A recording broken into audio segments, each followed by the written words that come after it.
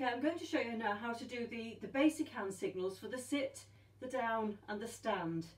As you get better with this and as your dog gets better, ensuring that you don't rush them of course, you can start to mix them up a little bit, but we find this is the easiest way to start because everything starts from a sit. If they're in a sit, they're halfway into a down and halfway into a stand.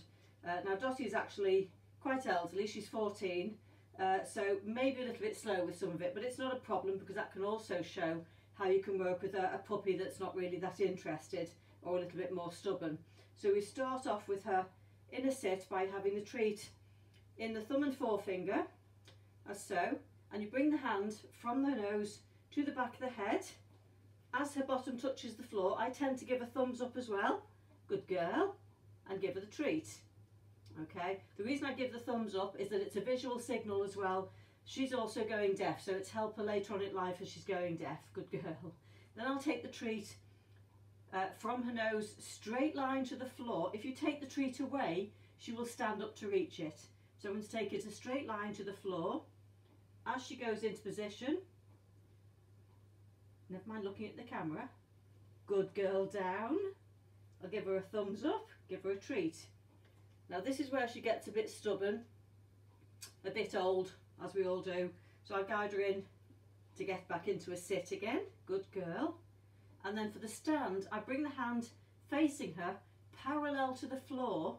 So she's basically lifting up her bottom to get the treat, and my hand is now facing her chest.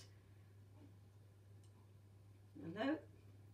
No, that's just called, there we go, good girl, stand, good girl. Now the stand is useful for drying her off after a walk, grooming her, health checks. Gravity will bring anything unusual lower down if you like. She has got a couple of little lumps, so it actually helps me to show the vet if there's anything wrong. Thankfully she's fine.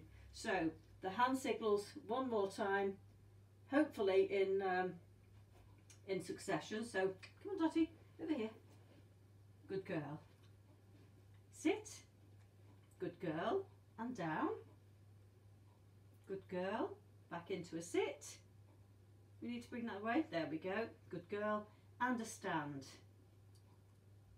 Clever girl. And if you wanted to get really smart with her, from the stand, straight in front of her feet, into a down. Good girl. Now what you will have noticed is that I don't nag her into it.